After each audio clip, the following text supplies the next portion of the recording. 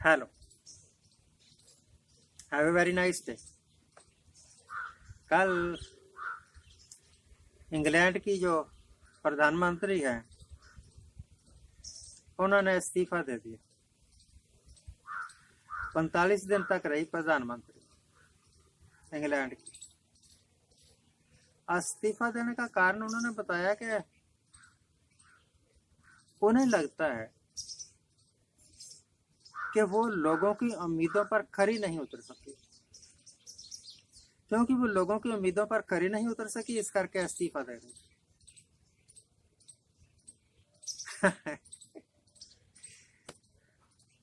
कहीं हमारा हिंदुस्तान नहीं होता कोई, मोदी साहब ही होते, निर्मला सीतारमन होती, या हमारे गृह मंत्री साहब क्या नाम है, अमित शाह जी होते, फिर आप उनसे इस्तीफा लेके दिखा देते। मान जाते आपको कि आप अंग्रेज हैं। राज करना तो कोई हमसे सीखे। अंग्रेजों, आपको क्या पता राज कैसे किया जाता है। देखिए 2014 में जिस वक्त इनको अभी राज मिला नहीं था, बस कह रहे थे, अपील किया करते थे लोगों को रैलियों में कि आपने उनको 60 वर्ष दिए हैं, मुझे एक बार, सिर्फ एक बार 60 महीने देकर देखो भाई और बहनों, मैं वो कर दूंगा जो उन्होंने 60 वर्षों में नहीं किया। सचमुच लोगों ने सच मान लिया कि यह आदमी कुछ करके दिखाएगा और राजगद्दी पर बैठा दिया।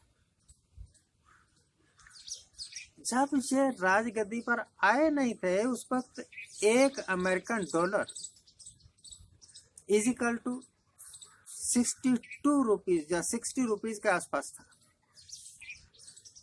आप निकाल के देख सकते हैं, यूट्यूब पर मिल जाएंगे प्रधानमंत्री साहब के भाषण, उस वक्त के भाषण जब ये प्रधानमंत्री नहीं थे।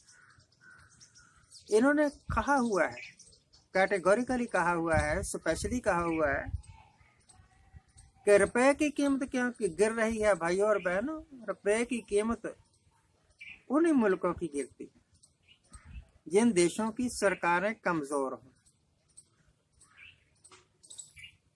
$1 इज 62 रुपीज। उस वक्त डॉक्टर मनमोहन सिंह की सरकार नकम्मी थी। अब $1 इजिकल टू 83 रुपीज। अब ये सरकार मजबूत है ना। तो अब 1.5 आंख वाला बाबा बोलता है, जो कहा करता था कि मोदी साहब प्रधानमंत्री बन जाए ना, उसके बाद विदेशों से सारा काला धन हम इधर ले आएंगे और तब पेट्रोल 35 रुपए का लीटर बिकेगा और डॉलर के मुकाबले में रुपया बहुत मजबूत हो जाएगा। उन्होंने तो कुछ बड़ी उटपटांग सी बात कही थी, मैं कह नहीं सकता, हमारी कॉन्शियस फॉलो नहीं करती। तो जिस वक्त आप गद्दी पर नहीं है, जिस वक्त आपके हाथ में पावर नहीं है, आप कुछ भी बोल दो, ऊट पटांग, अंट शंट, उल जलूल, वो भी बोल दो जो हो सकता है, और वो जरूर बोल दो जो हो ही नहीं सकता। यकीन मानिए, अगर इन परिस्थितियों में इस वक्त कोई समझदार होता, डॉक्टर मनमोहन सिंह जैसा होता, पढ़े लिखे और अनपढ़ में यही तो फर्क है। तो मैं यह तो नहीं कहता कि $1 के मुकाबले में रुपया 36 रुपये हो जाता, परंतु इतना गिरता भी नहीं, इतना गिरता भी नहीं। हम विकास कर रहे हैं, हम विकास कर रहे हैं, हम विकास कर रहे हैं के चक्कर में इन्होंने अपना रुपया भी गमाया। जो रुपया पब्लिक ने टैक्स के रूप में दिया हुआ है वो गवाया। प्रोग्रेस हुई नहीं, पर रुपए की कीमत गिरती ही चली गई। अभी और गिरेगी। 17 ही तो आंकड़ा गए हैं, 17 से कम है। 83 रुपये 10 पैसे के आसपास है आज रुपया $1 के मुकाबले। तो मैं तो सिर्फ ये कहना चाहता हूं कि वोटर को जब वो वोट डाले तो यही ना सोचे कि ये लीडर मेरा कौन सा काम कर देगा या इसके आने से क्या हो जाएगा, जो बातें है ही हवा में। ये देखे कि ये जोक्स भी कह रहा है क्या ये इस काबिल है कि कुछ कर लेगा। 10-12 साल ये गुजरात में मुख्यमंत्री रहे, कहते हैं बड़ा काम किया, बड़ा विकास किया, बड़ा विकास किया। जब भी कहते हैं गुजरात मॉडल की ही बात करते हैं।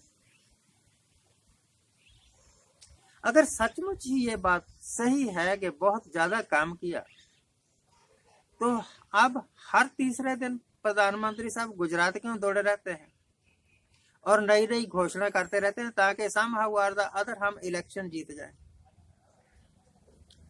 तो मैं ये समझा, मैं ये जाना इस सारे एनालिसिस से कि इनके वश का नहीं है हिंदुस्तान की अर्थव्यवस्था को ठीक ढंग से चलाना। इनके वश का नहीं है रुपए की गिरती हुई कीमत को थामना या उसे कम करना। इनके बस का है कि उल जुलूल भाषण देते रहो, दूसरी पार्टियों के ऊपर नजला गिराते रहो, चुकते रहो कुछ भी, और इलेक्शन जीतते रहो। इलेक्शन जीतने के बाद जो अपने विरोधी हैं उनके पीछे ईडी लगा दो, इनकम टैक्स वाले लगा दो, उनको अंदर करवा दो। अगर बीजेपी पार्टी सचमुच ही बहुत अच्छी पार्टी है, ईमानदारों की पार्टी है, तो मुझे एक सवाल का जवाब आप जरूर देना, मेरे वीडियो का कमेंट में देना, क्योंकि आपके पास मेरा फोन नंबर तो है नहीं ना, मैं अपना फोन नंबर किसी को देता भी नहीं। लोग फजूल में तंग करते हैं फोन कर।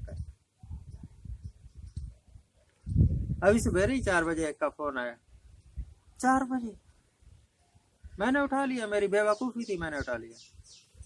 कहने लगा और क्या हाल चाल है, और क्या हाल चाल है, क्या कर रहे हैं, कंबल में ही क्यों बैठे हुए हैं, आपके बच्चे कितने हैं, आपकी पत्नियां कितनी हैं, 1000 सवाल। मैंने उनको एक सवाल पूछा, please tell me, do I know you, do you know me, क्या मैं आपको जानता हूँ, क्या आप मुझे जानते हैं। वो कहने लगा नहीं। तो मैंने कहा फोन क्यों किया, अनजान आदमियों के साथ सिर खपाई क्यों करें, हम तो अपने रिश्तेदारों के साथ भी उतने की बात करते हैं। तो मैं कह रहा हूं